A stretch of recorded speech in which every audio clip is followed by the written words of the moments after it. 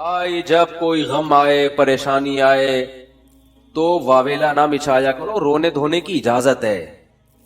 ये बेसब्री नहीं है, जब इंसान को गम होता है रोता भी है, हाय हुए भी करता है, लेकिन अल्लाह को बुरा भला कहना शुरू कर देना, मेरे साथ अल्लाह ये कर, मेरे साथ अल्लाह मैं ही मेरा हूं अल्लाह। आपका काम है गुलामी, मांगते रहना है, मांगते रहना है, मांगते रहना है। अक्सर एक वाकया उलमा बताते हैं, किताबों में लिखा हुआ है कि एक बुजुर्ग हज करने जाते थे, हज करने के बाद निदा आती थी कबूल नहीं हुआ। क्या निदा आती थी? कबूल नहीं। तो दोबारा चले जाते अगले साल, जब हज करते फिर निदा आती कबूल नहीं हुआ, वो फिर चले जाते, फिर चले जाते। तो किसी ने कहा कि आप खुद ही बताते हो कि जब मैं हज से फारिग होता हूं आसमान से एक निदा आती है कि कबूल नहीं हुआ, तो फिर क्यों जाते हो बार बार बार बार? तो उन्होंने कहा भाई मेरा काम है हज करना, अपनी कोताहियों की इस्लाह करना, कबूल करना किसका काम है? अल्लाह का। अब अल्लाह से तो लड़ थोड़ी सकता हूं, और ये भी नहीं है कि अब फंटर नहीं बनो, अब तो हम नहीं जाएगा भाई, अब थोड़ी 2 दफा चलेगा, 3 दफा चलेगा, 8 दफा ये आवाज आ रही है, अब थोड़ी हमारे पास और भी दुनिया में गम है भाई, ये हज ही करते रहेंगे क्या? ये होता असल में लोगों का ये रवैया हो गया है। दुआ में बहुत हो रही है यार, हमने दुआ, मुफ्ती साहब 6 दफा दुआ मांग ली फिर भी फायदा नहीं हो रहा। अब यही थोड़ी कि दुआ मांगते बोल नहीं रहे होते, मुफ्ती साहब से डर रहे होते हैं तो भाई इतना अल्लाह से डर लो, वो बात तो बोल भी देते हैं। तो भाई 6 दफा 10 दफा 100 दफा दुआ मांगने में क्या जा रहा है यार? अल्लाह के सामने हाथ उठा के मांगने से ज्यादा भी कोई मजेदार अमल हो सकता है? नहीं कबूल हो रही, अहलुल्लाह कहते हैं नहीं कबूल हो रही ना, इसमें मांगने में और ज्यादा मजा है, ठीक है ना? इसमें मांगने में ये अल्लाह ईमान का इम्तिहान ले रहा है, तो हम गैब पर ईमान के दावेदार हैं। अल्लाह तू ना कबूल कर, हम तो मांगते रहेंगे, में मजा इसी में आता है। हजरत उमर रजी अल्लाह ताला अन्हु का कौल है कि मुझे इससे गरज नहीं है कि मेरी दुआ कबूल हो रही है कि नहीं हो रही, ये तो मेरा काम ही नहीं है कि ये अल्लाह की जिम्मेदारी है, ये हमारी टेंशन, ये तो मैं हजरत उमर के अल्फाज अपनी जबान में बता रहा हूं, ये हमारी टेंशन है ही नहीं, ये तो अल्लाह का काम है ना, कबूल करना तो उसका काम है।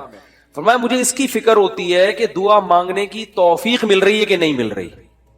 ऐसा ना हो मायूसी इतनी पैदा हो जाए कि दुआ मांगने ही की तौफीक छिन जाए, ये डेंजरस है, ये खतरनाक है कि अल्लाह ने आपको अपने दर से महरूम कर दिया, हाथ उठाने की तौफीक सल्ब कर ली, और आज लोगों में ये नजर आता है दुआ मांगने की तौफीक नहीं मिल रही, क्योंकि उनकी पूरी नजर असबाब पे होती है, अल्लाह पे नजर खत्म।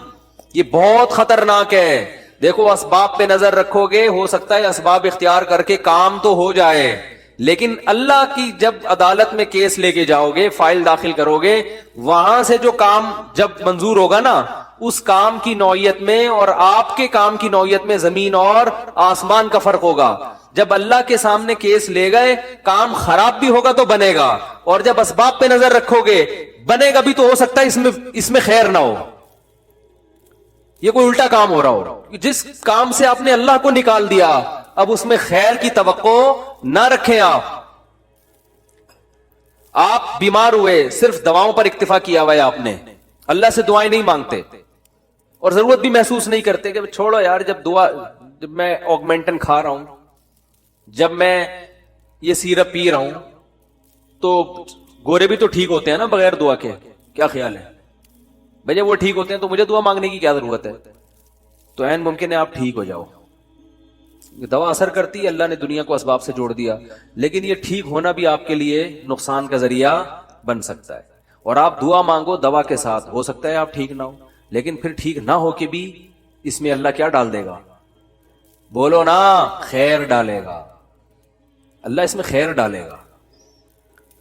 जैसे यूनुस अलैहिस्सलाम को मछली के पेट में अल्लाह ने दाखिल किया है उनके दर्जे को और बुलंद करने के लिए। अगर यूनुस अलैहिस्सलाम के साथ ये मछली वाला वाकया ना होता तो शायद यूनुस अलैहिस्सलाम का जिक्र कुरान मजीद में ना होता। पैगंबर तो लाखों आए हैं ना, सबका तज़किरा थोड़ी है। और नबी सल्लल्लाहु अलैहि वसल्लम ने हजरत यूनुस की फजीलत अलग से बयान की है, फरमाया ला तुफद्दिलूनी अला यूनुस, मुझे यूनुस पर फजीलत मत दो। हालांकि देखो ये तो इजमाई अकीदा है कि हमारे नबी तमाम पैगंबरों से अफजल हैं, लेकिन क्या मतलब नाम लेके मेरे मुकाबले में यूनुस को ना लेकर आओ कि मैं उनसे ज्यादा अफजल हूं। क्यों? क्योंकि इसमें इस बात का इम्कान था कि शायद इस वाकये की वजह से लोग यूनुस अलैहिस्सलाम की तौहीन ना कर रहे हो। کہ وہ اللہ کی پرمیشن کے بغیر چلے گئے تھے، تو کہیں اس واقعے کو بنیاد بنا کے لوگ ایسا نہ ہو کہ کہیں کہ ہمارے نبی تو افضل ہے، یونس علیہ السلام افضل نہیں ہے، کیونکہ ہمارے نبی تو بغیر پرمیشن کے کوئی کام نہیں کیا، اور یونس علیہ السلام تو اللہ کی پرمیشن کے بغیر چلے گئے تھے۔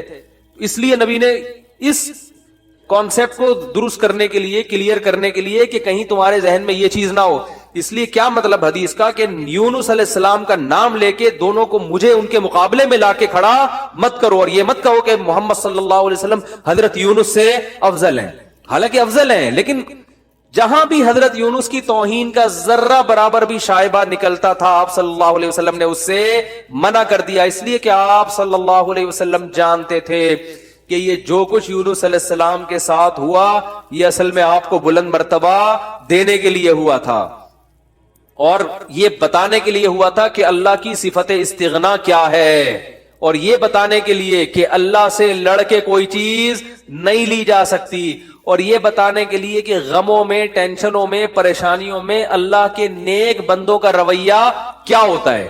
اور میں آپ کی جنرل نالج کے لیے ایک بات یہ بھی بتا دوں کہ جس کا یہ لائف اسٹائل ہوگا نا وہ ٹینشنوں میں بھی خوش رہے گا، ویسے ہی ٹینشن ختم کر لیتے ہیں اللہ اس سے، کیونکہ وہ ہر ٹینشن کو کس کی طرف سے سمجھ رہا ہے؟ اللہ کی۔ تو جب اللہ ہمارا ہے اور وہ اپنے بندوں کا اچھا چاہتا ہے تو اس میں ٹینشن دے کے بھی ہماری کیا ہوگی؟ اس میں خیر ہی ہوگی۔ اس نے یعقوب علیہ السلام سے جو بیٹا چھینا تو یعقوب علیہ السلام کو نوازنے کے لیے چھینا، یوسف علیہ السلام کو جو بچپن میں باپ سے الگ کر دیا مصر کا بادشاہ بنانے کے لیے کیا ہے اس نے، نہ چھنتے نہ بادشاہ بنتے۔ تو ہمارا کام ہے ہر برائی اپنے کھاتے میں ڈالیں، سمجھ رہے ہو کہ نہیں سمجھ رہے؟ اور ہر اچھائی کس کی طرف منسوب کریں؟ اللہ کی طرف۔ دیکھو جن بھی یہ چیز جانتے ہیں، حالانکہ جن میں تو شر غالب ہوتا ہے، لیکن اس معاملے میں جن ہی ہم سے اچھے۔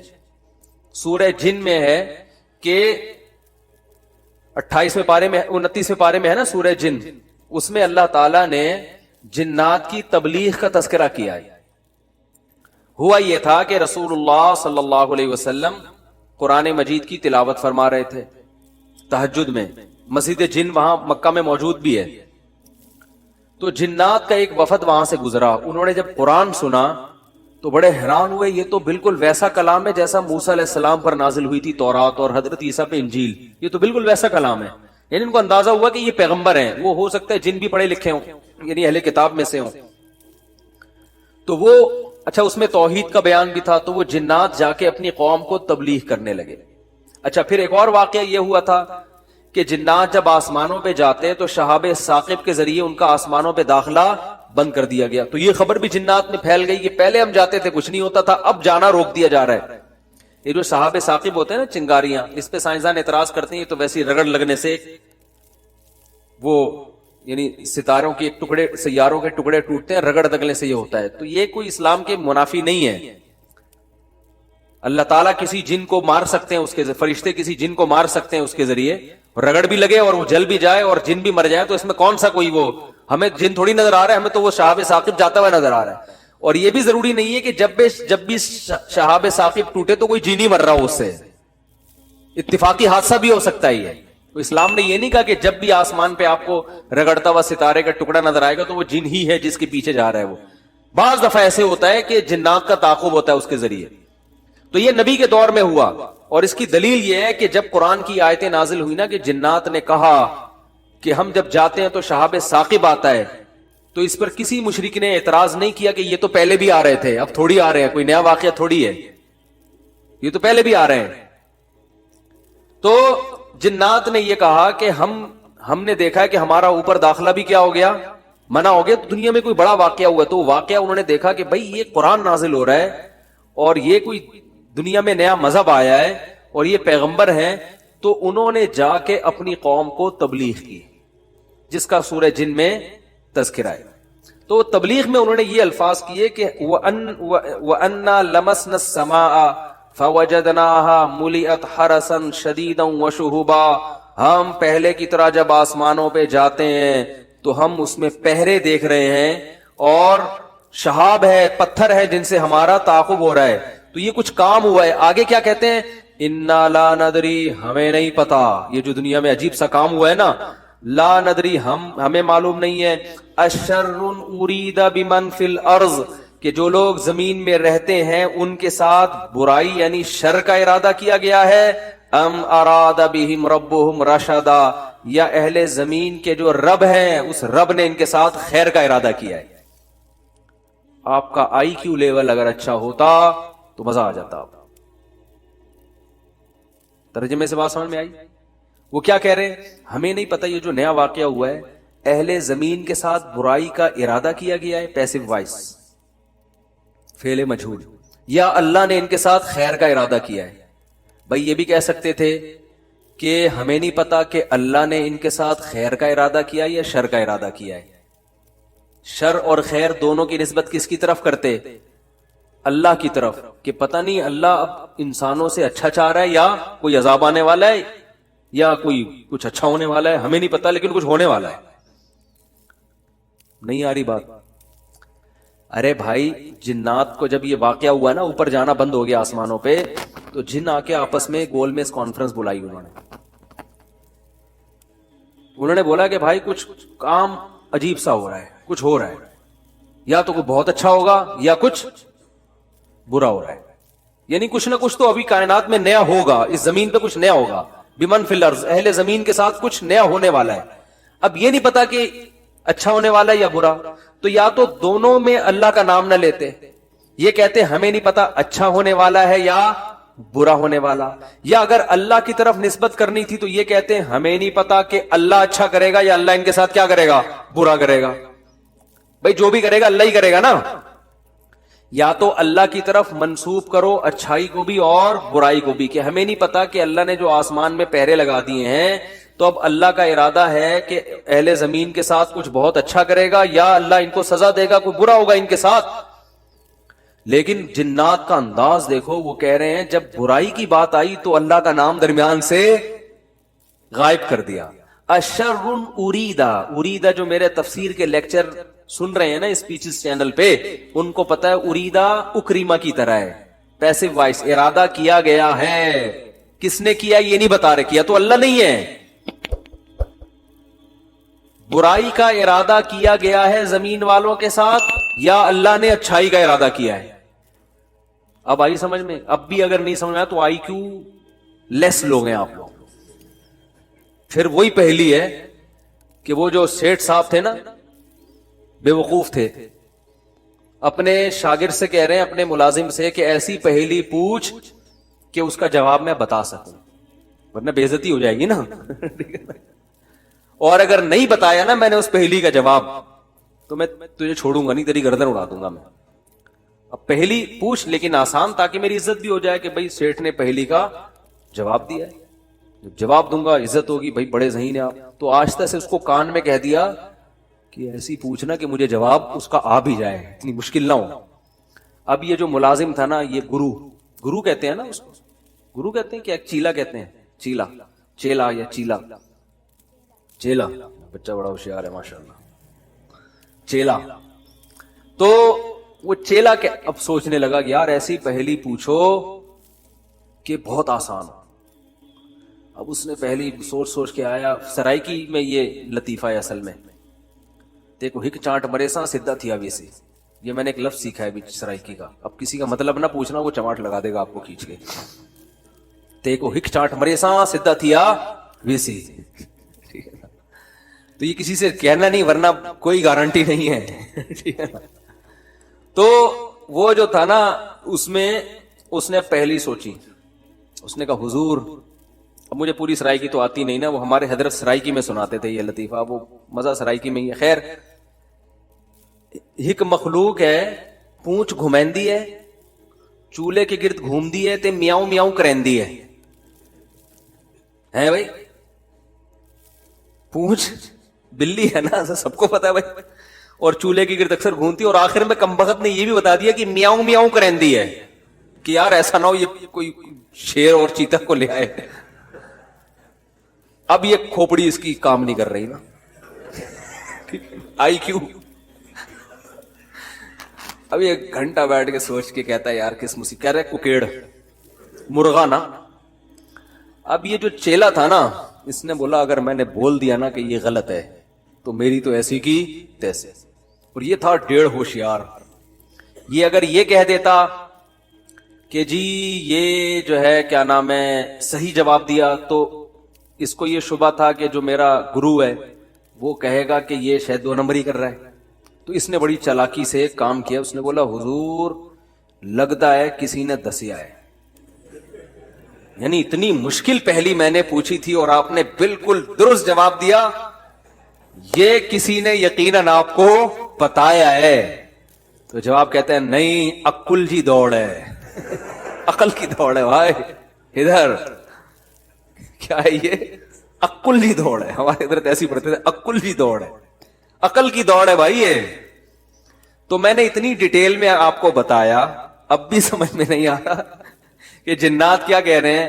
انا لا ندری ہمیں نہیں پتا اشر ارید بمن فی الارض کے زمین والوں کے ساتھ شر کا ارادہ کیا گیا ہے ام اراد بہم ربہم رشدا یا رب نے خیر کا ارادہ کر لیا ہے. تو کتنی تمیز ہے جنات میں ہے بھائی. حالانکہ شر کا ارادہ بھی اگر کیا تو اللہ نے کیا ہے, خیر کا ارادہ بھی کیا تو کس نے. لیکن قرآن جنات کے ان الفاظ کو نقل کر کے, قرآن نا سمندر ہے, بہت سارے مضامین قرآن میں ہوتے ہیں, ایک ایک آیت میں بہت ساری چیزیں نکل رہی ہوتی ہیں.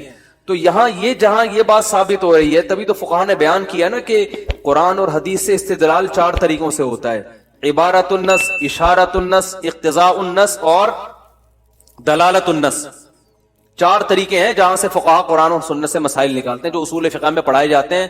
جو آج کل جو نئے محقق آ رہے ہیں نا مارکیٹ میں, انہوں نے ان میں سے کوئی اصول بھی نہیں پڑھا ہوتا.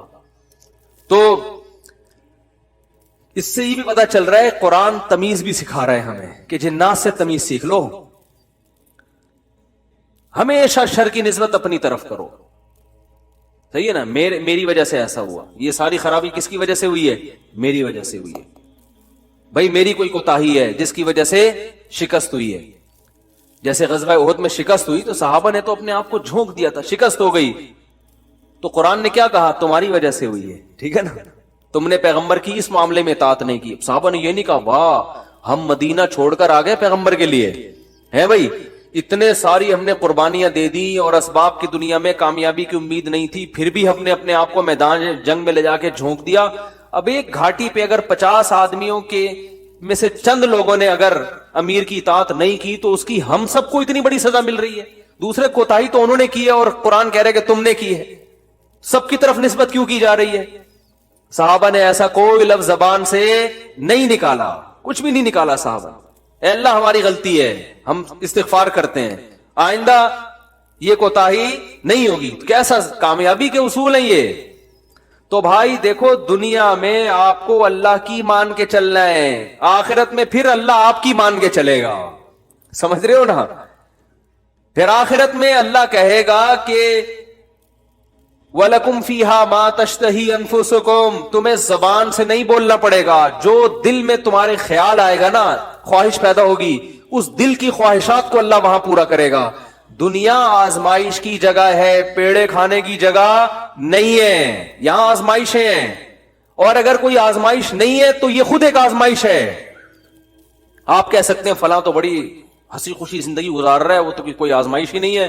او بھائی یہ ہنسی خوشی زندگی خود ایک آزمائش ہے کہ یہ اللہ کا شکر ادا کر رہا ہے کہ نہیں کر رہا. اسے نہ کوئی بیماری ہے, اس کا گھر بھی ہے, اس کے بیوی بچے بھی ہیں, اس کو سکون بھی ہے, گھر میں آتا ہے بیگم تمیز سے بات کرتی ہے, اور جناب گھر سے باہر نکلتا ہے تو بیگم پوچھتی نہیں ہے واپسی پہ کہ انڈے کیوں نہیں لے کر آئے. کوئی کسی قسم کی ٹینشن نہیں ہے. یہی ہو رہا ہے نا آج کل. اور جناب ابا بھی ٹھیک ہیں, اماں بھی ٹھیک ہیں, ملک کی حالات بھی ٹھیک ہیں, بے روزگاری بھی نہیں ہے, بلکہ والدین کو گالیاں دینے کی بھی ضرورت نہیں ہے. لائٹ بھی نہیں جا رہی ہے, پنکھا بھی چل رہا ہے, بٹن دباؤ پنکھا چلتا ہے. جیسے آسٹریلیا میں تو یہی ہوتا ہے, بٹن دباتے تھے پنکھا چل جاتا تھا وہاں پہ. میں حیران ہوتا تھا یار, ہم تو دیکھتے ہیں ٹرائی کر کے چلا کہ نہیں چلا. ایسا ہی ہوتا ہے نا, چل گیا اے اللہ تیرا شکر ہے, نہیں چلا کوئی بات نہیں, لائٹ آنے والی ہے تھوڑی دیر میں آ جائے گی. جنریٹر چلاؤ, کھینچو پھر اس کو جا کے, کتنے تو چپک کے مر گئے جنریٹر سے بیچارے اس چکر میں. تو کوئی ٹینشن اگر نہیں ہے تو بھی بڑی ٹینشن ہے بھائی. کہیں اللہ ایسا تو نہیں ہے کہ کوئی بہت بڑی پکڑ آنے والی ہے, اللہ کی بہت بڑی پکڑ نہ آنے والی ہو. اس لیے ڈرنا ہے. تبھی کہتے ہیں نا الایمان بین الخوف والرجاء، خوف اور امید کے درمیان ہے ایمان. اللہ کی نعمتوں پہ خوش بھی ہونا ہے لیکن خوف کے ساتھ، اترانا نہیں ہے، خوف کے ساتھ. یار اللہ نے مجھے گاڑی بھی دے دی، گھر بھی دے دیا، بیوی بچے بھی دے دیے، روزگار بھی اچھا ہے، صحت بھی اچھی ہے، سب کچھ ہی مجھے مل گیا. تو کہیں یہ استدراج نہ ہو، اللہ کی طرف سے ڈھیل نہ ہو، کیونکہ فرعون کو بھی سب کچھ مل گیا تھا. صحابہ میں تو ایسا بھی ہوتا تھا جب ان کے سامنے اچھے مرغن کھانے آتے رونا شروع کر دیتے. کہیں ایسا تو نہیں ہے کہ ہم نے نبی کا جو ساتھ دیا تو اللہ تعالیٰ نے ہمیں ہمارے اعمال کا بدلہ کہیں دنیا میں ہی تو نہیں دے دیا، ایسا تو نہیں آخرت میں نہیں ملے گا، اس سے ڈر جاتے تھے وہ. اور آج ہماری حال دیکھو، ہماری حالت دیکھو، خوشی ملتی ہے تو اترانے لگتے ہیں، دوسروں کو نیچا دکھانے لگتے ہیں، اور ایسے سمجھتے ہیں ہم سے بڑا فنٹر دنیا میں کوئی ہے ہی نہیں، اور اعمال سے پیچھے ہٹ جاتے ہیں. خوشی ملی ہے نا تو اعمال سے کیا ہو جاتے ہیں؟ پیچھے. اور غم ہوتا ہے تو واویلا کرنا شروع کر دیتے ہیں. جیسے قرآن نے کہا ان الانسان خلق ہلوعا اذا مسہ الشر جزوعا واذا مسہ الخیر منوعا، کہ انسان کو جب شر پہنچتا ہے جزوعا، جزا فضا شروع کر دیتا ہے، واویلا، ہائے میرے رب نے یہ کر دیا، ہائے میرے اللہ نے یہ کر دیا میرے ساتھ، میں ہی ملا تھا اب ٹینشن دینے کے لیے. اور جب خوشیاں ملتی ہیں منوعا، اللہ فرماتے ہیں کنجوس بن جاتا ہے، میرا مال میں خرچ نہیں کروں گا، میں غریبوں کا خیال نہیں کروں گا، میرا پیسہ ہے، میری محنت ہے. تو کہیں الا المصلین، فرمایا کچھ لوگ ہیں جو معتدل ہوتے ہیں کہ جب غم پہنچتا ہے تو صبر کرتے ہیں، خوشی پہنچتی ہے تو اللہ کی اطاعت میں اور زیادہ بڑھ جاتے ہیں. اور وہ کون لوگ ہیں؟ الا المصلین الذین هم علی صلاتهم دائمون، وہ نمازی جو اپنی نمازوں کی حفاظت کرتے ہیں. اور والذین هم من عذاب ربهم مشفقون، آخرت کا سوچ سوچ کے ڈرتے رہتے ہیں. لفروجہم حافظون، اپنی شرمگاہوں کی حفاظت کرتے ہیں. الا علی ازواجہم او ما ملکت ایمانہم، سوائے اپنی بیویوں کے کسی اور کے پاس نہیں جاتے. لِأَمَانَاتِهِمْ وَعَهْدِهِمْ رَاعُونَ، اپنے ایگریمنٹ کے پابند ہوتے ہیں، کسی کو زبان دے کے پیچھے نہیں ہٹتے معاہدوں کے. تو اللہ نے جو خوف دن کے دل میں نا ان کی یہ صفات بیان کی ہیں، فرمایا یہ نارمل لوگ ہوتے ہیں. یہ کیا ہوتے ہیں؟ نارمل. آج کسی نے بتایا کہ وہاں ایک افغانی آئے ہوئے تھے، وہ کہنے لگے کہ ہم نے وہاں امریکیوں کو دیکھا ہے کہ جب ان کی لڑائی ہوتی تھی نا وہاں افغانستان میں، تو ادھر افغانی جب شہید ہوتے ہیں تو ان کے دوسرے جو بھائی ہیں نا وہ صبر کرتے ہیں، بھائی شہید ہو گئے، اللہ تعالیٰ اس کے درجات بلند کرے. انہوں نے کہا کہ جب کوئی امریکی قتل ہوتا ہے تو چیخ چیخ کے رو رہے ہوتے ہیں فوجی. تو یہ ایک اسلام کا ایک صاف نظر آتا ہے کہ مسلمان غم کیسے جھیلتا ہے، اور جس کا آخرت پر ایمان نہیں ہے، حالانکہ ان کی فوج میں موٹیویشنل اسپیکر بہت ہوتے ہیں جو ان کو موٹیویٹ کرتے رہتے ہیں ملک، لیکن وہ کہتے ہیں ذرا سا زخم ہوتا ہے ایسا چیختے ہیں.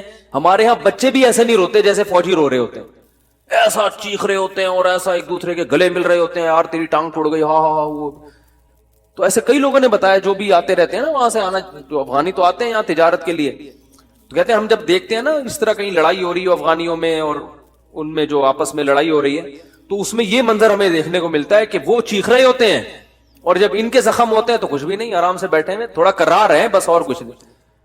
یہی حال میتوں پہ بھی ہے. آپ دیکھ لو دیندار اگر واقعی دیندار ہے وہ میت پہ چیخو پکار نہیں کرتا. قبرستان میں ہاتھ اٹھا کر دعا کرنا، کیا قبرستان میں ہاتھ اٹھا کر دعا کر سکتے ہیں؟ کر سکتے ہیں، ناجائز ہونے کی کوئی دلیل نہیں ہے. البتہ جہاں یہ خطرہ ہو، شرک کا وہم ہو، جیسے کوئی مزار ہے یا ایسا قبرستان ہے جہاں لوگ مردوں سے دعائیں مانگتے ہیں، وہاں آپ بھی ہاتھ اٹھا کے دعا مانگو گے تو یہ وہم ہو سکتا ہے کہ آپ بھی قبر سے مانگ رہے ہو.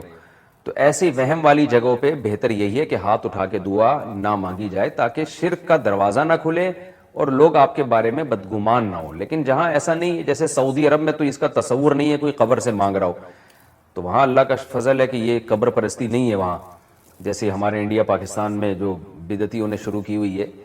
سعودی عرب میں تصور نہیں ہے. اب وہاں اگر کوئی ہاتھ اٹھا کے دعا مانگ رہا ہے تو کوئی وہم بھی نہیں کر سکتا کہ قبر سے مانگ رہا ہے. لیکن بہرحال ذرا سا بھی وہم کا اندیشہ ہو کہ قبر سے تو نہیں مانگ رہا تو پھر ہاتھ اٹھا کے دعا نہیں مانگنی چاہیے. میرا معمول یہ ہے کہ میں جب قبر پہ دعا مانگتا ہوں تو ہاتھ جب اٹھاتا ہوں تو رخ قبلے کی طرف کر لیتا ہوں.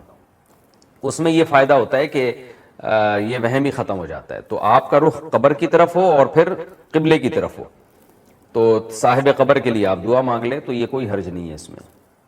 عصر کی نماز شافعی وقت میں پڑھنا، شافعی کا عصر کا وقت حنفی کے عصر کے وقت سے 1 گھنٹہ پہلے شروع ہوتا ہے، تو کیا حنفی شافعی وقت میں عصر کی نماز پڑھ سکتا ہے؟ انویز لاکھانی ممبئی سے۔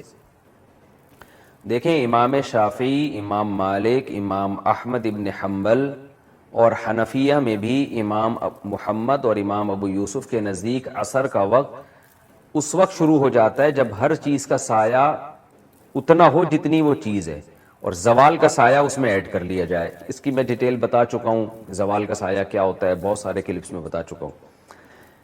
تو یعنی وہی آپ نے جیسے کہا تقریباً 1-1.5 گھنٹہ پہلے شروع ہو جاتا ہے۔ تو اس بارے میں بھی صحیح احادیث موجود ہیں، اور امام ابو حنیفہ رحمہ اللہ تعالیٰ کا جو مشہور قول ہے اس کے مطابق عصر کا وقت اس وقت شروع ہوتا ہے جب ہر چیز کا سایہ 2 مثل ہو جائے، یعنی دگنا ہو جائے، ہر چیز کا سورج ڈھل جائے اچھی طرح سے۔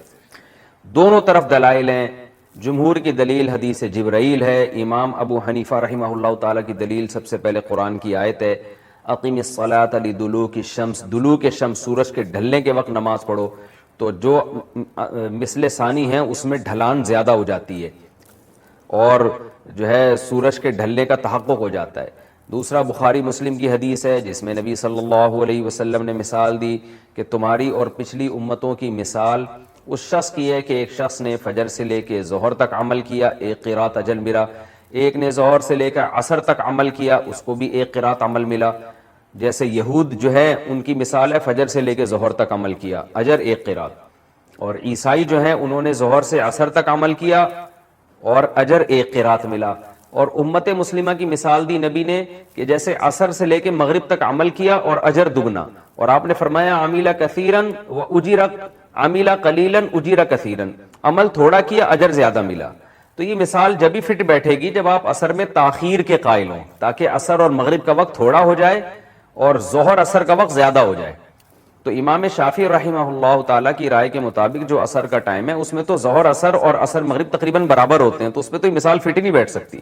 تو دلائل دونوں طرف ہیں۔ تو بر صغیر میں چونکہ فقہ حنفی کو فالو کیا جاتا ہے اس لیے دیر سے عصر کی نماز پڑھی جاتی ہے، باقی سب کے نزدیک نماز اس ٹائم پہ ہو جاتی ہے۔ تو ہماری رائے تو یہی ہے کہ جو حنفیہ میں مفتابی قول ہے جس پر فتویٰ ہے کہ عصر کی نماز میں اتنی تاخیر کی جائے کہ ہر چیز کا سایہ 2 مثل ہو جائے، لیکن چونکہ دوسری طرف بھی مضبوط رائے ہے اور وہ بھی کوئی کمزور رائے نہیں ہے، اور حنفیہ میں خود صاحبین جو امام ابو یوسف، امام محمد اسی رائے کی طرف گئے ہیں، خود امام حنیفہ کا ایک قول بھی اس کے مطابق ہے، تو اس لیے خود حنفی فقہا اس کی اجازت دیتے ہیں کہ اگر کبھی ضرورت ہو تو آپ امام شافعی کے قول پر بھی عمل کر سکتے ہیں، کیونکہ وہ امام شافعی کا قول نہیں، وہ فقہ حنفی ہی کا حصہ ہے۔ امام شافعی کا تو قول ہے لیکن فقہ حنفی میں اس پہ بھی نماز جائز ہے، کوئی ناجائز نہیں ہے۔ تو اس لیے اگر سفر میں کوئی یہ کام کرتا ہے نا کہ شافعی وقت پہ عصر کی نماز پڑھ لیتا ہے تو بلا کراہت جائز ہے، کوئی حرج نہیں ہے اس میں۔ یا ہم حرمین جاتے ہیں تو وہاں تو جماعت کی نماز ہوتی ہی پہلے ہے، تو اب حرم کی جماعت چھوڑنا یہ بھی غلط ہے، تو اس لیے آپ وہاں تو آپ اسی وقت پہ نماز پڑھ لیں، لیکن نارملی اسی ٹائم پہ نماز پڑھنی چاہیے جو فقہ حنفی میں مفتابی قول ہے، اور اس پر بہت سارے دلائل ہیں، مضبوط رائے ہے، یہ کوئی کمزور رائے نہیں ہے۔ وہ یہی ہے کہ جب ہر چیز کا سایہ دگنا ہو جائے اس وقت عصر کی نماز پڑھیں آپ، لیکن اگر کوئی بہرحال پہلے وقت میں پڑھ لیتا ہے تو نماز اس کی ہو جائے گی، کوئی گناہ نہیں ملے گا۔ ہاں پڑھنا چاہیے کہ نہیں چاہیے اول وقت میں، تو سفر میں پڑھ سکتے ہیں، یا کوئی مجبوری ہو جلدی ہو تو بھی پڑھ سکتے ہیں، نارملی نہیں پڑھنی چاہیے، نارملی وہی اسی قول پہ عمل کرنا چاہیے جو حنفیہ کے نزدیک راجح ہے، اگر کوئی فقہ حنفی کو فالو کرتا ہے۔ میرا گھر نہیں ہے، میرا یہ نہیں ہے، میرا وہ نہیں ہے، میرے بھائی دولت کا مقصد تو سکون ہوتا ہے، اگر یہی سکون دولت آپ سے چھین رہی ہے ایسی دولت کا کیا فائدہ؟ سکون سب سے بڑی نعمت ہے، اللہ کی تقدیر۔ یہ جو نفسیاتی ڈاکٹر ڈپریشن کا علاج کرتے ہیں نا، خدا کی قسم ان کے پاس ڈپریشن کا علاج نہیں ہے، ڈپریشن کا اور اسٹریس کا علاج صرف اور صرف قرآن کے پاس ہے، صرف اور صرف۔ تبھی میں نے نفسیاتی ڈاکٹر بھی خوش نہیں دیکھے، وہ بھی پاگل ہوتے ہیں، ان کو یہ ہوتا ہے مریض ہی نہیں آ رہا ہمارے پاس، اسی میں ڈپریشن کے جو ہے نا مریض بن جاتے ہیں، کوئی بندہ ہی نہیں آ رہا، اتنی تھوڑی فیس دی ہے اس میں، وہ اپنا علاج نہیں کر سکتا، تمہارا کہاں سے کرے گا؟ جب وہمی کا فون آتا ہے، وہمیوں کا، تو میں ان کو مسائل کا جواب نہیں دیتا، کیونکہ وہمیوں کی باتیں سننے سے مجھے ڈر ہوتا ہے کہ میں بھی کہیں وہمی نہ ہو جاؤں. حضرت وہ وضو نہیں ہو رہا, حضرت وہ طلاق کا لفظ تو نہیں نکل گیا میرے دماغ میں, اور میں سوچتا رہتا ہوں, تو مجھے یہ ہوتا ہے کہ میرے بھی دماغ میں بھی یہ بات نہ بیٹھ جائے. میں کہتا ہوں بھائی جلدی سے بھاگ جائے یار یہاں سے, بند کر یار, کسی ڈاکٹر کو دکھا جائے. بیمار کرو ڈاکٹروں کرو نا, ہم جو نارمل ہو گئے ہمارا ہنسی خوشی زندگی گزارنے, ہمیں کیوں پریشان کر رہے ہو بھائی. تو کہاں سے کہاں بات چلی جاتی ہے. کیا بات کر رہا تھا میں, کیا بات کر رہا تھا؟ ہاں میں یہ بتا رہا تھا کہ دیکھو ڈپریشن کا جو اصل علاج ہے نا وہ ہے تقدیر پر رضا. سب سے بہترین علاج یہ ہے کہ اللہ کا جو معاملہ میرے ساتھ ہے میں اس پر راضی. وہ مجھے اگر غریب رکھنا چاہتا ہے میں غربت میں خوش ہوں, وہ اگر مجھے 1000 گز کا بنگلہ دینا چاہتا ہے تو میں اس میں خوش ہوں. حضرت حسن رضی اللہ تعالی عنہ بہت زیادہ دولت مند تھے, اور حضرت حسن کے جو نانا تھے محمد صلی اللہ علیہ وسلم وہ بہت زیادہ مسکین تھے. تو کسی نے حضرت حسن سے کہا کہ آپ کے پاس تو بڑی دولت ہے اور آپ کے نانا اور آپ کے والد کے پاس تو تھی نہیں.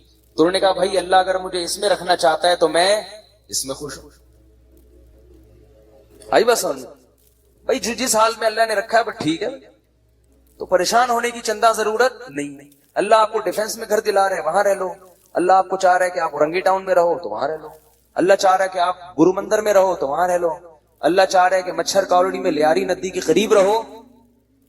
اب آپ استطاعت نہیں ہے تو مجبوراً وہاں لے لو بھائی, مچھر وچھر کا کر لو, جالیاں والیاں لگا لو, اسپرے کر لو تاکہ بیمار نہ ہو.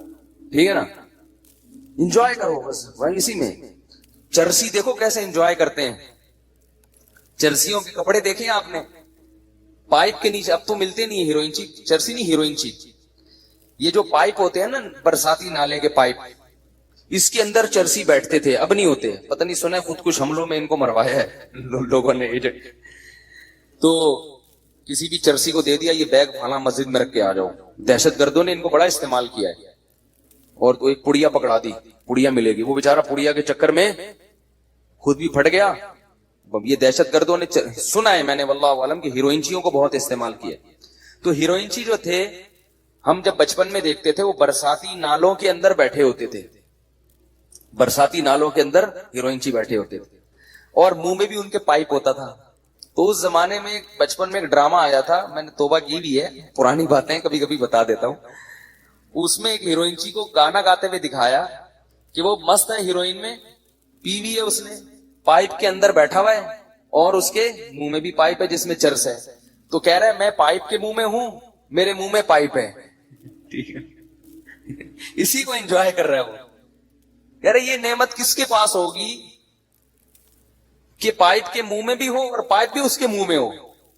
بھائی ایک ہی وقت میں ایک چیز منہ میں ہو سکتی ہے نا, یا تو آپ اس کے منہ میں یا وہ آپ کے منہ میں. لیکن کہہ رہے ہمارے ساتھ اللہ کی قدرت عجیب, میں پائپ کے اندر بیٹھا ہوں اور پائپ میرے اندر گھسا ہوا ہے. تو ایک ہیروئنچی سے کسی نے پوچھا, وہ بھی مست سے پڑا ہوا ہے نا خوش, تو اس ہیروئنچی سے کسی نے پوچھا کہ ہم نے سنا ہے کہ تم لوگ اتنے خوش ہوتے ہو پی کے کہ تم سمجھتے ہو کہ ہم چاند پہ پہنچ گئے ہیں. تو ہیروئنچی کہتا ہے تو ابھی کہاں بیٹھا ہوا ہوں.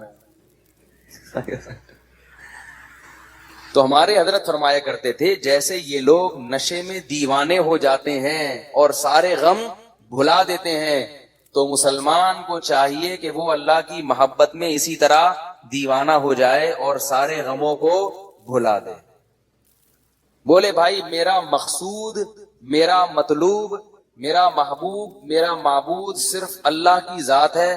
مجھے جنت مطلوب ہے, یہاں مجھے 1000 گز کا بنگلہ نہ ملا, جھونپڑی میں گزارا کر لوں گا, جنت کے محلات مجھے ہر قیمت پہ چاہیے. یہاں مجھے کالی کلوٹی مل گئی, ایک بندہ آیا, میں میری بیوی بہت ہی بدصورت ہے, میں کیا کروں, پھنس گیا ہوں میں نے کہا صبر کرو, تم کون سا اتنے حسین ہو.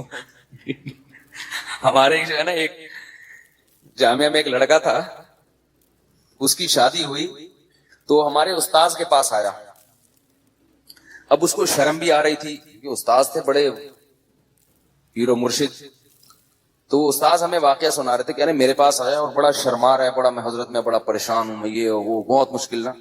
مجھے بتاؤ کیا بات ہے؟ اس نے کہا میری شادی ہوئی ہے، میں نے بغیر دیکھے کی اور مجھے بیوی پسند نہیں آ رہی، شکل بالکل بھی اچھی نہیں ہے۔ کہتے ہیں میں نے اس سے کہا کہ کبھی اپنی شکل دیکھی آئینے میں؟ ٹھیک ہے نا؟ کہتے اس نے کہا ہاں میں نے دیکھی ہے۔ کہہ رہے ہیں اب اس نیت سے دیکھو کہ میں کیسا ہوں۔ ایک تو ویسے ہی دیکھتا ہے نا انسان بال سیٹ کرنے کے لیے یا کچھ منہ پہ کچھ لگا ہوا تو نہیں، اس نیت سے دیکھو کہ کیا میں بھی ان لوگوں میں شمار ہوتا ہوں جس کو کوئی خوبصورت ملے۔ اس نیت سے اب جا کے دیکھو اپنے نئے نقش نہ، پوری ناک کا سائز وائز سب چیزیں چیک کرنا، جا کے کلر ولر بھی دیکھنا اچھی طرح سے۔ تو وہ کہتے ہیں کہ وہ اس نے دیکھا اور آ کے کہا الحمدللہ میں مطمئن ہو گیا ہوں، ٹھیک ہے کہ اس ڈیزائن میں مجھے یہ بھی غنیمت ملی۔ تو ڈپریشن، پریشان، یہ ناشکری ناشکری ناشکری، ہر وقت کیا ہے؟ ناشکری۔ اتنی ناشکری ہے اس سے کیا ہو جاتے ہیں؟ ڈپریشن کے مریض بن جاتے ہیں۔ اگر خوش رہو گے بھائی یہاں جیسی تیسی مل گئی، جنت میں کیا مل جائے گی؟ اگر صبر شکر سے زندگی گزاری تو جنت میں کیا ملے گا؟ حور ملے گی۔ جنت دنیا میں جو کچھ ملتا ہے نا ہم کو اور آپ کو، وہ اس میں ہماری محنت کا دخل نہیں ہوتا، اس میں تقدیر کا دخل زیادہ ہوتا۔ کیسے کیسے بدصورت لوگ ہیں، بہت خوبصورت عورتیں مل جاتی ہیں، کیسی کیسی بدصورت عورتیں ہیں، بہت خوبصورت شوہر مل جاتے ہیں، با اخلاق لوگوں کو بد اخلاق بیوی مل جاتی ہے، بد اخلاق کو با اخلاق، تو ایسے سارا سیٹ اپ چل رہا ہے۔ اور جنت کیا ہے؟ وہ تو اللہ نے نیک لوگوں کے لیے بنائی ہے، وہ تو ان کو تو اللہ نے اسپیشل حسن دیا ہے جنت کی حوروں کو، فرمایا مقصورات فی الخیام، خیموں میں بند کر دیا، تمہارے لیے بنایا گیا ان کو۔ تو گزارا چلاؤ بھائی، گزارا چلاؤ، سمجھ رہے ہو؟ زیادہ پریشان ہونے کی ضرورت نہیں ہے، ویسے بھی بڑھاپے میں سب چیزیں ختم، بڈھی ہو جائے گی پھر دیکھنا اس کو، کون حسین بڈھے میں بڑھاپے میں نہ خود حسین رہو گے نہ وہ حسین رہے گی، سب حساب، تو تھوڑے دن کی بات ہے تو صبر کر لو، کیا خیال ہے؟ یا پھر وہ کام کرو جو میں بولتا رہتا ہوں، گناہ کی طرف مت جاؤ، گناہ کی طرف مت جاؤ، اس کی ٹھکائی لگے گی۔ گناہ کی طرف جاؤ گے تو کیا ہوگا؟ حساب و کتاب دینا پڑے گا اس کو۔ تو اللہ تعالیٰ نے مسلمان کو ٹینشن فری بنایا ہے۔ مسلمان کو غم ہوتا ہے تو صرف کون سا غم؟ کہ یار جنت میں پہنچنا ہے میں نے، اللہ راضی ہو جائے۔ پھر اس حال میں اللہ اگر آپ کو پیسہ بھی دے دے، آپ کوشش کریں، ہاتھ پہ ہاتھ رکھ کے بیٹھ جانا، یہ دین ہمیں نہیں سکھاتا۔ دنیا میں کامیاب ہونے کی بھی کوشش کریں، کوشش میں کامیابی ہو جائے تو بھی ٹھیک ہے، کامیابی نہیں ہو تو بھی ٹھیک ہے، بس خوش رہے انسان اس میں۔ تو اب وہ قوم، اب یہ گھروں کا میں اس لیے کہتا ہوں کہ نبی صلی اللہ علیہ وسلم نے فرمایا بدترین چیز جس پہ انسان کا پیسہ خرچ ہو وہ تعمیر ہے۔ صحیح حدیث ہے بالکل۔ آپ کے پاس اگر بہت سارا پیسہ ہے نا تو سب سے پہلے کیا کریں آپ؟ اچھی خوراک کا انتظام کریں، پیٹ میں اچھی چیز اترنی چاہیے، جیم جیلی اور یہ ساری چیزیں چھوڑ دیں، شہد کھایا کریں، ڈالڈا گھر سے نکال دیں، جب اللہ نے آپ کو مالی وسعت دے دی زیتون اور دیسی گھی لا کے ڈبے رکھ دیں گھر میں، بیگم جو پکے گا گھی میں پکے گا، 10 انگلیاں گھی میں اور سر کڑھائی میں، ٹھیک ہے نا؟ اب گھی پکے گا ہمارے، بادام کھائیں۔ ہمارے حضرت کو اللہ نے غربت میں رکھا تو حضرت کے پاس پیسے ہی نہیں ہوتے تھے کچھ کھانے کے، تو وہ 60 سال حضرت نے غربت میں خوشی میں گزارے۔ اتنی غربت تھی میرے شیخ و مرشد کے پاس 60 سال کی عمر تک کہ فرماتے ہیں کہ میرے پاس انڈا خریدنے کے پیسے نہیں ہوتے تھے، اور عالم کتنے بڑے تھے؟ دارالعلوم کورنگی کے شیخ الحدیث تھے، سب سے بڑا مرتبہ، کتنا بڑا ادارہ ہے نا دارالعلوم کورنگی، حضرت مفتی محمد شفیع صاحب رحمہ اللہ کے نائب سمجھے جاتے تھے، اور لیکن لوگوں کو پتہ نہیں چلتا تھا آپ کی غربت کا، کیونکہ رہتے اتنے استغنا کے ساتھ تھے نا کہ لوگ ان سے قرضے مانگنے آتے تھے۔ یہ نہیں کہ غربت میں اپنے پھٹے پرانے کپڑے پہن کے ایسا صورت بنا لی کہ لوگ مولوی صاحب پہ ترس کھا کے پیسے دینا شروع کر دیں، نہ بڑا استغنا۔ اور فرماتے ہیں کہ میرا گھر بھی ذرا دور تھا کچی آبادی میں، کیونکہ پیسے تھے ہی نہیں کہ پکی آبادی میں گھر لے لیں، تو فرماتے ہیں میں پتہ کیا سوچتا تھا کہ میں چونکہ بادشاہ ہوں اور بادشاہ ذرا ہٹ کے رہتا ہے، بادشاہ تھوڑا سا، تو کہہ رہے ہیں ہمارا اسٹائل تھوڑا سا کیا ہے؟ ہٹ کے، خوش رہتے تھے۔ کہتے ہیں ایک دن کیا ہوا کہ ایک مہمان ہمارے گھر آیا، دال کھلائی ہم نے، پھر کچھ دنوں کے بعد آیا، دال پکی بھی تھی، پھر آیا دال پکی ہوئی تھی. ایک دن آ کے کہتے ہیں آپ لوگ کیا دال کے علاوہ کچھ نہیں پکتا؟ وہ مہمان بھی تنگ آ گیا. تو حضرت فرماتے ہیں کہ اس کے بتانے سے میری توجہ گئی ہے کہ ہمارے ہاں بہت دنوں سے دال پک رہی, اور اللہ نے ان کو اہلیہ بھی ایسی ہی دی تھی صبر شکر والی. بڑی تعریفیں کرتے تھے اپنی زوجہ کی, وہ ابھی تک ماشاءاللہ حیات ہیں, اللہ ان کی عمر برکت. اللہ فرماتے ہیں کہ مجھے حور بھی مل جاتی تو میں اتنا خوش نہ ہوتا. اللہ نے مجھے ایسی بیوی دلا دی ہے جو ایسی صبر شکر والی ہے جو لاکھوں میں کسی ایک کو ملتی ہوگی, بلکہ کہتے تھے کسی ایک کو بھی نہیں ملی ایسی بیوی. بڑی تعریفیں کرتے تھے اپنی زوجہ کی, کیونکہ انہوں نے کبھی بھی ناشکری, وہ دیکھتی تھی بھائی میرے شوہر غریب ہیں تو جو وہ بھی تو دال ہی کھا رہے ہیں نا, تو ہم بھی دال کھا رہے ہیں, کوئی بات اسی پہ گزارا کریں گے. اور ہمارے حضرت کو وہ دعاؤں کی وجہ سے ملی تھی یہ بیوی. ہمارے حضرت کا واقعہ لکھا ہے, وہ بتاتے تھے کہ بچپن میں حضرت کا رشتہ طے کر دیا کسی خاتون سے. اب ان میں حیا بہت تھی, وہ تو پہلے زمانے میں تو نہیں ایسا ہوتا تھا کہ پہلے طے کر لو, ابا کو بتا دو, ابا کرنی ہے کرو نہیں تو میں جا رہا ہوں. یہ تو اب ہوتا ہے نا. پہلے تو وہ لڑکے جب بالغ ہوتے تھے, ایک تو بالغ ہوتے ہی ماں باپ ان کی شادی کی فکر کرتے تھے, ان میں حیا ختم ہونے سے پہلے ان کو گھر بار کا کر دیتے تھے. تو ہمارے حضرت کا جب بالغ ہوئے تو حضرت فرماتے ہیں مجھے تو شرم آتی تھی شادی کا نام لیتے ہوئے بھی. ابا نے کہیں ہماری منگنی کر دی, طے کر دیا. اب ابا کو کیسے کہیں ابا یہ پتہ نہیں, یہ ہمارے حضرت تو دیندار تھے بچپن سے, والد صاحب بھی ان کے فرماتے ہیں مجھے بہت دیندار چاہیے تھی, صبر شکر والی. تو کہتے ہیں کہ میں نکل گیا کھیتوں میں جا کے چپکے سے سجدے میں گر کے میں نے اللہ سے دعا مانگی, رویا اللہ کے سامنے, ہے اللہ اگر تیرے علم میں یہ میرے لیے بہتر نہیں ہے تو یہ رشتہ کسی طرح سے توڑوا دے. زبان کے چونکہ پکے تھے تو خود نہیں توڑنا, زبان دے چکے ہیں, یہی کسی طرح جان چھڑوا دے یہاں سے, اور ایسی جگہ کروا دے جو میرے لیے بہتر ہو. تو اللہ کی قدرت یہ ہوئی کہ لڑکی والوں نے خود ہی انکار کر دیا کوئی عذر بنا کے. تو پھر حضرت کی یہاں شادی ہوئی جہاں جن کو ہم پیرانی صاحبہ کہا کرتے تھے.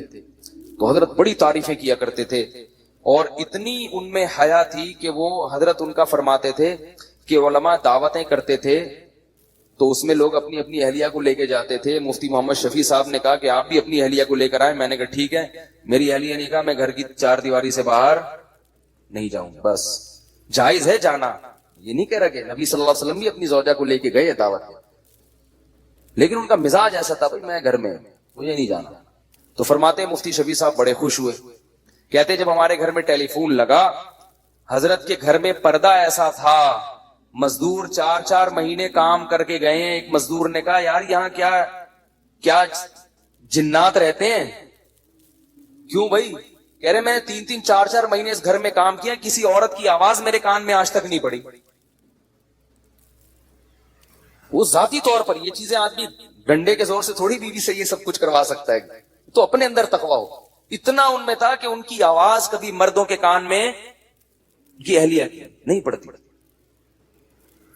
تو حضرت فرماتے میں نے جب ٹیلی فون لا کے رکھا گھر میں, ضرورت تھی فون لگوایا, تو میں نے یہ کیا کہ بھائی دیکھو جس عورت میں یہ تقویٰ نہیں ہے نا تو اس کو برا مت سمجھو. جہاں شریعت نے گنجائش دی ہے وہاں گنجائش دی ہے. عورت مرد سے ضرورت کی بات بھی کر سکتی ہے, ضرورت کے وقت گھر سے باہر بھی نکل سکتی ہے, تو اوپر لیول کا ہے نا وہ, یہ تو اپنے زبردستی نہیں کر سکتے اس چیز میں. آپ عورت اگر خود اپنی مرضی سے ایسا کرنا چاہے تو ٹھیک ہے, وہ زیادہ اچھی بات ہے, لیکن آپ زبردستی نہیں کر سکتے ان چیزوں کو. تو فون میں کیا ہوا, حضرت نے فون لا کے رکھا, فرمایا کہ جب فون آئے آپ جب اٹھائیں تو جب اننون پرسن ہونا تو بات نہ کریں اس سے. اور پتہ کیسے چلے گا کہ اپنی بہو بیٹی کا فون ہے تو فون پہ تھوڑا سا ہاتھ مار دیں, اگر آگے سے عورت کی آواز آئی ہے تو بات کر لیں, یا اپنے کسی بیٹے کی آواز آئی تو بات کر لیں, ورنہ بات نہ کریں. ہم اگر گھر میں کہہ دیں کہ بھائی جب فون اٹھاؤ تو بولو نہیں, میرا خیال ہے اگلے دن بیان نہیں ہوگا. انہوں نے پتہ نہیں کس فنڈامنٹلسٹ سے, بنیاد پرستوں سے کہاں پھنس گئے ہیں, طالبان سے شادی ہو گئی ہے. ٹھیک ہے نا, لیکن ہم بھی ایسے ہی, ہم کون سا اتنے پرہیزگار ہیں, تو اتنا ہی تقویٰ ہونا جتنا, یعنی بھائی جتنے خود ہو اتنے ہی دوسرے پہ کو مکلف بناؤ نا. حضرت تو خود بھی بڑے پرہیزگار تھے نا. تو حضرت فرماتے ہیں میں نے کہا اپنی اہلیہ سے کہ یوں کرنا, تو انہوں نے کہا میں نے فون کے قریب ہی نہیں جانا, میں نے فون اٹھانا ہی نہیں ہے, مجھے اس سے ویسے ہی کیا ہے الرجی. یہ مردوں کا کام ہے فون سننا، فون جس نے بیٹے بیٹی کا فون آئے گا تو آپ سن لو، مجھے بتا دیا کرو تو میں بات کر لوں گی، ورنہ میں اس طرف نہیں جاتا۔ تو بڑی اللہ نے صبر شکر والی زندگی دی تھی ان کو۔ تو حضرت فرماتے ہیں اسی غربت کے ایام میں ایک انڈے والا آیا، ٹھیک ہے نا، انڈے بیچ رہا تھا، تو وہ ابلے ہوئے انڈے نا، تو وہ کہتے ہیں ہمارے گھر آیا، بولے مولوی صاحب کتنے انڈے لیا کرو گے آپ مجھ سے؟ بھئی آپ کے گھر کے اتنے افراد ہیں، میاں بیوی ہیں، بچے بھی ہیں، تو اس کا خیال تھا کہ 4-6 انڈے تو لے لیا کریں گے۔ حضرت فرماتے ہیں میں نے کہا نہیں، ہمارے یہاں پہلے سے کوئی انتظام ہے، ایسا کر دیا۔ حالانکہ فرماتے ہیں کہ اصل بات یہ تھی میرے پاس انڈا خریدنے کے پیسے، بولو بھائی، نہیں تھے، لیکن اس کے سامنے اپنی غربت نہیں بتانی، میرے پاس پیسے ہی نہیں ہیں۔ وہ کہ چلو زکات والے انڈے پھر میں آپ کو دے دیا کروں گا۔ بات یہ ہے کہ غربت بھی ہو مگر ایسا اس پہ استغنا اور چہرے پہ ایسی بشاشت اور ایسا استغنا ظاہر کرنا ہے کہ ہم سے بڑا سیٹ دنیا میں کوئی ہے ہی نہیں۔ اور فرماتے ہیں کہ یہ صرف زبان سے نہیں کہتا تھا، دل میں بھی سمجھتا تھا، دل میں بھی سمجھتا تھا کہ اللہ نے مجھے بہت دیا ہے، صرف اوپر اوپر سے نہیں کہ لوگوں کو بیوقوف بنانے کے لیے، دل میں بھی یہی تھا بہت دیا ہے بھائی۔ فرماتے تھے کہ میں 2 وقت کی روٹی کھا رہا ہوں بھائی، اور کیا چاہیے، خالی روٹی بھی کافی ہے، تو اللہ نے مجھے دال بھی دی ہے۔ اس پہ سوچ سوچ کے خوش ہوتے تھے کہ دال بھی دی اللہ نے مجھے، واہ واہ سبحان اللہ، اتنا خوش ہوتے تھے اس پہ، دال بھی ہے۔ اور اپنے شیخ کی زیارت کے لیے لاہور جایا کرتے تھے، پورے سال تنخواہ سے پیسے جمع کر کر کے ٹرین کا ٹکٹ ہوتا تھا، پورے سال کی تنخواہ سے کاٹ کاٹ کے ایک دفعہ کا چکر لگتا تھا، یہ حالت تھی۔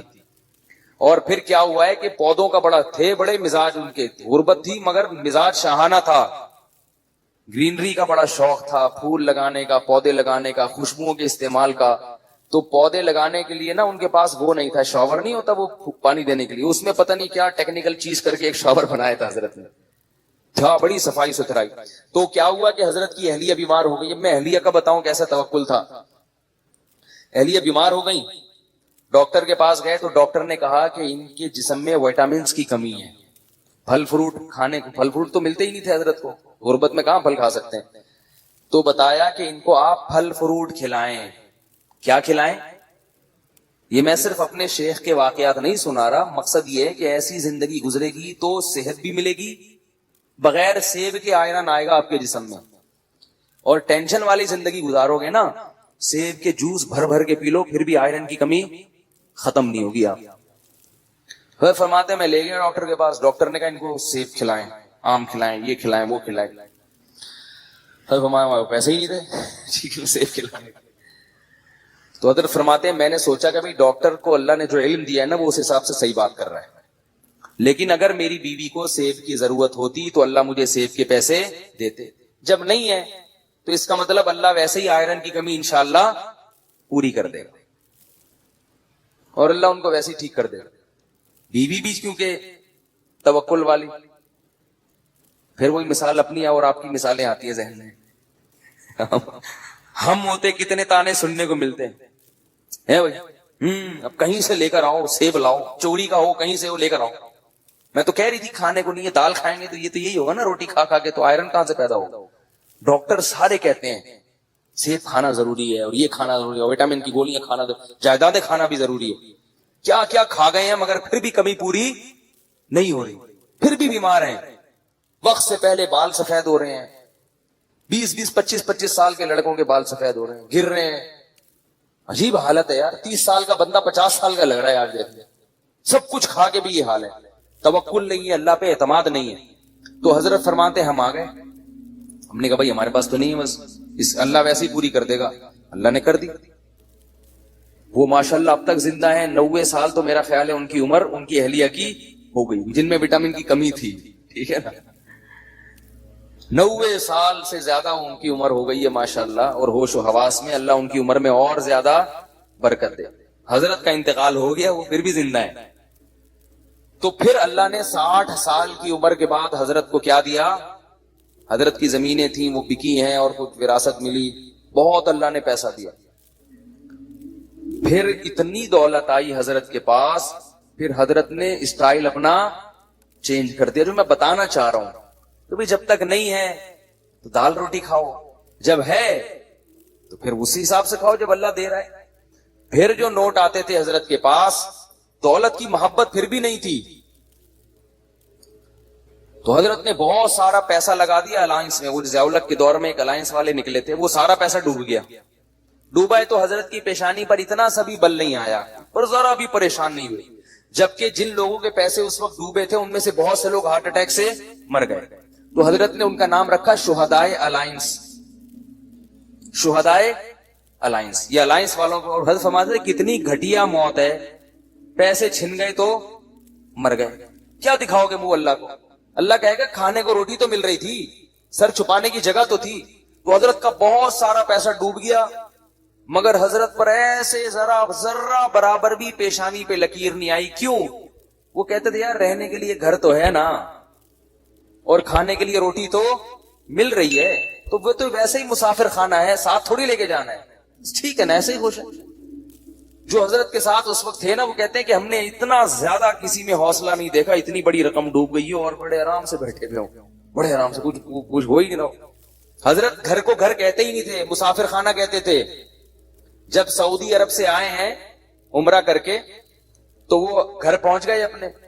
تو جو میزبان تھے نا سعودیہ میں, انہوں نے حضرت کو فون کیا کہ آپ گھر پہنچ گئے ہیں. انہوں نے کہا میں مسافر خانے میں بیٹھا ہوں ناظم آباد کے. پھر 2 دن بعد فون کیا, حضرت گھر پہنچ گئے. انہوں نے کہا بی ناظم آباد کے مسافر خانے میں. اس نے کہا آپ مسافر خانے میں کیا کر رہے ہیں, گھر کیوں نہیں جا رہے ہیں؟ انہوں نے کہا بھائی یہ مسافر خانہ ہی ہے, گھر ور نہیں ہوتا مسلمان کا. اور واقعی اب دیکھو نا, حضرت کا جنازہ اٹھ گیا نا, قبر میں چلے گئے, ثابت ہو گیا نا کہ واقعی وہ کیا تھا, مسافر خانہ ثابت ہو گیا. تو ہم لوگ ہیں بے وقوف جو گھر کو گھر سمجھتے ہیں. تو کیا تھا کہ حضرت کو جب اللہ نے دولت دی تو نوٹوں کی گڈیاں رکھی ہوتی تھی اتنی بڑی بڑی, اس میں سے حضرت اپنی ضرورت کے پیسے رکھتے تھے, باقی سارے فی سبیل اللہ صدقہ. اس میں سے گیس کا بل نکالیں گے, جو ضرورت کی چیز خریدنی ہے. گاڑی خریدی حضرت نے, گاڑی کیسی خریدی؟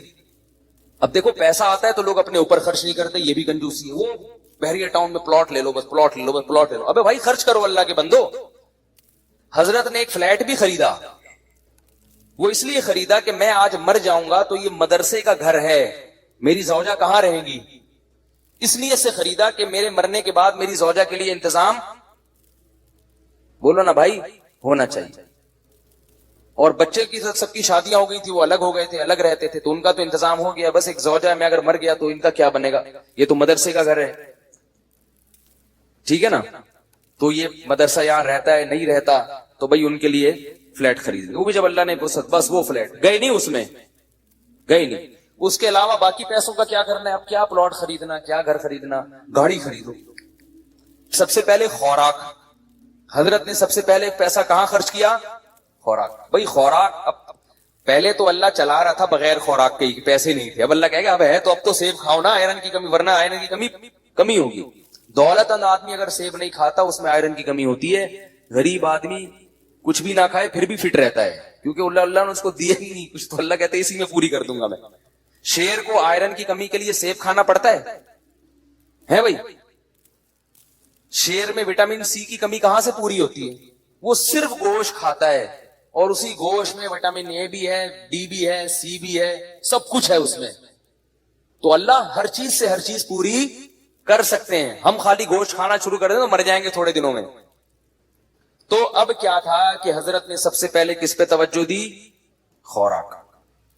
خوراک ایسی خاندانی, ہٹو بچوں, بادام صبح, اور 1 گلاس خالص دودھ, بہترین خاندانی قسم کا سیب چھلا ہوا. چھلکے فرماتے تھے, ڈاکٹر نے ایک دفعہ حضرت کو کہا کہ چھلکوں میں طاقت زیادہ ہوتی ہے. حضرت فرمایا پھر چھلکے آپ کھایا کریں. مزاح بہت تھا ہمارے حضرت کی, خوش ہوتا ہے نا انسان تو مزاح بھی ہوتا ہے طبیعت میں. فرمایا پھر یہ آپ کھائیں گے وٹامن, ٹھیک ہے نا. تو اس لیے کہ چھلکے ہضم نہیں ہوتے نا, وہ وٹامن کا کیا کرنا ہے جو ہضم ہی نہ ہو. ڈاکٹر بھی تو بعض پھینکو ہوتے ہیں, بس بول دیتے ہیں, یہ نہیں دیکھتے کہ اس کا کیا نقصان بھی ہوگا, کیا فائدہ ہوگا. چھلکوں میں طاقت زیادہ ہے. اللہ کے بندے, چھلکے اللہ نے جانوروں کے لیے بنائے, ان کو بھی تو کچھ کھانے دو. تو ساری چیزیں خود کھا جاؤ گے تو بکری کیا کھائے گی, ٹھیک ہے. تو اب جو ہے وہ چھلکے حضرت نے فرمایا کہ آپ کھائیں. وہ چھلا ہوا سیب کھایا کرتے تھے, میٹھا. جب سیب کا موسم ختم ہو جاتا تھا, اچھے سیب ملنا بند, تو سیب کا ناغا نہیں. حضرت کی مطالعہ بہت تھا نا, حکمت پر, ایلوپیتھک سائنس پر بھی مطالعہ تھا, اور ہومیوپیتھک پر بھی, اور حکیموں کی کتابیں بھی پڑھی ہوئی تھی حضرت نے, تو خوراک کی بڑی ریسرچ تھی. وہ فرماتے تھے کہ نہار منہ میٹھا سیب جس نے کھا لیا تو اللہ اس کو ڈاکٹروں سے ہمیشہ کے لیے محفوظ رکھے گا, اور واقعی حضرت کو اللہ نے ڈاکٹروں سے بچایا گا. تو جب موسم ختم ہوتا تو پھر پوری دنیا میں تحقیق ہوتی کہاں کا سیب سب سے اچھا ہے, تو پھر ٹورنٹو سے حضرت کے لیے سیب کی پیٹیاں آیا کرتی تھی. سیب کا ناغہ نہیں ہونا چاہیے. بادام, سیب اور بھنے ہوئے چنے یہ کھاتے تھے. اسی طرح میں جب بھی حضرت کے گھر گیا ہوں کھانا بڑا اسٹائلش دیکھا ہے, وی آئی پی قسم کا خاندانی کھانا. کھاتے بہت تھوڑا تھے مگر کھاتے بہت اچھا تھا. پگڑی بڑی مہنگی تھی. ایک دفعہ میں نے قیمت پوچھ لی تھی, وہ زمانے میں بڑی ہزاروں روپے کی پگڑی تھی. حضرت فرماتے تھے کہ سر کی پگڑی اور سر کی ٹوپی کی قیمت آپ کے جوتے سے زیادہ ہونی چاہیے. جوتا مہنگا ہے, ٹوپی کیا ہے, سستی. اس کا مطلب سر کو اتنا پروٹوکول نہیں دے رہے, پاؤں کو عزت زیادہ دے رہے. حضرت کا جو سفید رنگ کا کرتا ہوا کرتا تھا وہ بہت مہنگا تھا, بہت مہنگا. اور خوشبوئیں اللہ کی پناہ, اتنی اتنی سی خوشبوئیں. اس دور میں 95 کی بات کر رہا ہوں, 50 ہزار روپے کی 95 میں وہ حضرت نے خوشبوئیں رکھی ہوئی تھی. اور کمرہ اتنا خوبصورت ڈیکوریٹ کیا ہوا تھا, ایسے نہیں کہ وہ اس کو چھچورا پن بنا دیا, اس کو چمک چھلو بنا دیا کمرے کو, لیکن اتنا خوبصورت کمرہ تھا حضرت کا کہ جب جاتے تھے تو بس دل چاہتا تھا کہ یہاں سے نہ نکلے. اس میں عود کی خوشبو چل رہی ہوتی تھی ہر وقت. بڑا خوبصورت کمرہ تھا, جنہوں نے دیکھا ہے وہ جانتے ہیں. وہ تو باقاعدہ دیکھنے جایا کرتے تھے. پھر حضرت کی کرسی, بیٹھنے کا, پھر 24 گھنٹے ایئر کنڈیشن میں رہتے تھے. 24 گھنٹے بہت وی آئی پی زندگی گزاری. مکان نہیں بنایا, پلاٹ نہیں خریدا, مر جائیں گے, اپنی ذات پہ لگاؤ. ایک بس سنا دو گاڑی خریدنے کا واقعہ سنا وہ. پھر حضرت نے کھوجا کہ گاڑی ہونی چاہیے. حضرت نے کیا سوچا کہ کیا ہونا چاہیے. یہ میں آپ لوگ کو بتا رہا ہوں کہ پیسے جمع مت کرو اللہ کے بندو. یہ کوئی قصے کہانیاں نہیں سنا رہا, میں قصے کہانی نہیں سنا رہا. حضرت نے کہا گاڑی ہونی چاہیے. گاڑی خریدنے گئے, شو روم میں گئے, تو شو روم والے سے کہا کوئی گاڑی دکھاؤ. گاڑی, اس نے کہا یہ ہے نا گاڑی. انہوں نے کہا یہ گاڑی, ٹھیک ہے, یہ کوئی گاڑی, اس کو گاڑی بولتے ہیں. یہ حضرت اسی سٹائل سے سنایا کرتے تھے, یہ گاڑی. تو انہوں نے کہا یہ کیا ہے, یہ گاڑی نہیں, تو یہ گاڑی ہے, گاڑی دکھاؤ بھائی. تو کہتا ہے مولوی صاحب آپ کی رینج کتنی ہے. اس نے کہا مولوی صاحب ہیں یہ بیچارے کیا گاڑی خریدیں گے, کوئی پرانی سی ایف ایکس لینے آئے ہوں گے, زکات کے پیسوں سے جمع, کسی نے کوئی ہدیہ دیا ہوگا لفافے میں ڈال کے, کوئی جمع ہو گئے ہوں گے, تو وہ یہ سمجھ رہے تھے. اچھا, حضرت کے بیٹے سعودیہ چلے گئے تھے, مدینہ یونیورسٹی میں ان کی بڑی اچھی اچھی تنخواہیں تھیں, تو انہوں نے بڑی اچھی گاڑی خریدی تھی, بہت خوبصورت. حضرت فرماتے ہیں مجھے خیال آیا کہ میرے بیٹوں کے پاس اتنی مہنگی گاڑی ہے تو میں ان سے بھی زیادہ مہنگی گاڑی خریدوں گا.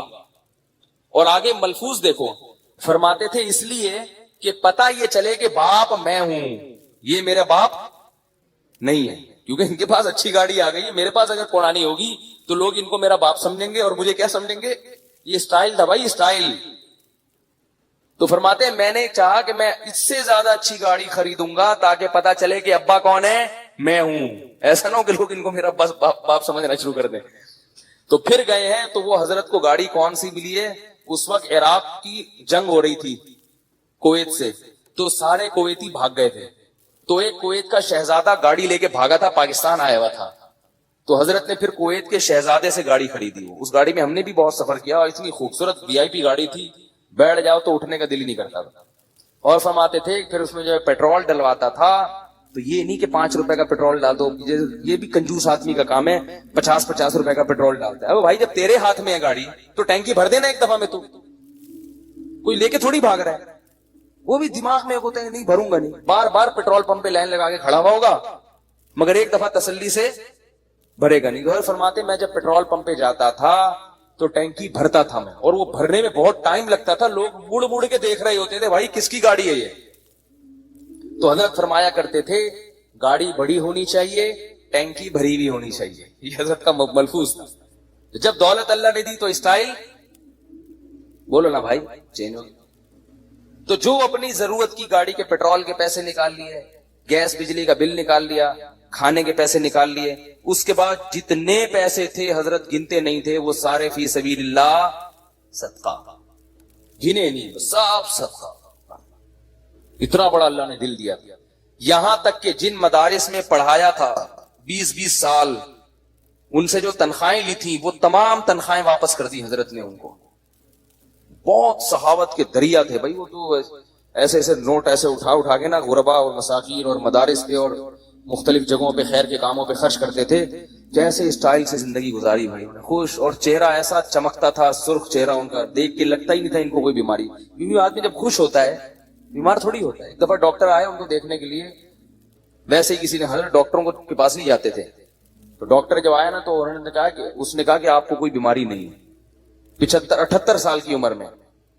حضرت کا آپ کو کیسے پتا چلا؟ آپ کا جو فیس اور آپ کا جو باڈی ہے نا، اس سے پتا چل رہا ہے کہ نہ آپ کو شوگر ہے، نہ بلڈ پریشر ہے، کوئی بیماری ہے، فٹ فاٹ ہے. تو اتنی زبردست صحت. لیکن اس کے باوجود حضرت پھر کیا کرتے تھے؟ موت کے لیے تیار. ہمارے ہاں کسی کے پاس پیسہ ہو، صحت بھی ہو، تو کہے میں مروں نہیں، باقی سب کچھ ہو جائے. تو حضرت فرماتے تھے کہ جب بیمار ہو گئے نا آخری وقت میں، تو علماء کچھ ملنے کے لیے آئے. انہوں نے کہا آپ کی طبیعت بہت خراب لگ رہی ہے، آپ کو، ہم آپ کو دیکھ کے پریشان ہو رہے ہیں. تو فرمایا کہ 75 سال کی عمر میں آدمی نہیں مرے گا تو کب مرے گا بھائی؟ ٹھیک ہے نا، مرنے تو آرام سے، خوشی خوشی دنیا سے گئے ہیں. اب تو مرنے کا ٹائم ہے، کوئی بات نہیں، اب جانے. اور فرماتے تھے کہ میں 63 سال کی جب میری عمر ہوئی تھی تو مجھے اس کے بعد سے پھر زندہ رہتے ہوئے شرم آنے لگی تھی. کہتے تھے میں سوچتا تھا کہ نبی صلی اللہ علیہ وسلم 63 میں چلے گئے تو ابھی تک ہے یہاں پہ، ٹھیک ہے نا. کہتے مجھے شرم آتی تھی یار، میں ابھی بھی زندہ ہوں. اور فرماتے تھے کہ جب میرے بچوں کے بھی بچے ہو گئے تو وہ مثال دیتے تھے کہ جب پلیٹ فارم پہ نئی گاڑی آتی ہے تو پرانی والی گاڑی کو پلیٹ فارم چھوڑنا پڑتا ہے. تو میں کہتا تھا میرے تو بچوں کے بھی بچے ہو گئے، میں ابھی تک پلیٹ فارم پہ بیٹھا ہوا ہوں، تو جائیں گے نا میں. تو ایسا آدمی ٹینشن لے گا کسی چیز کی؟ بولو نا بھائی. صحت کا خیال بھی کر رہے ہیں، سب کچھ ہے، اللہ نے جب اٹھانا تھا اٹھا لیا، کتنے آرام سے دنیا سے چلے گئے آرام سے. اور ہم لوگ ہر وقت پیسہ پیسہ پیسہ پیسہ، اس نے یہ کر لیا، میرے پاس میری تنخواہ کم ہے، اس کی تنخواہ زیادہ ہے. تو یہی تھا قوم عاد میں، بڑے بڑے گھر بنا کے فخر کرنا.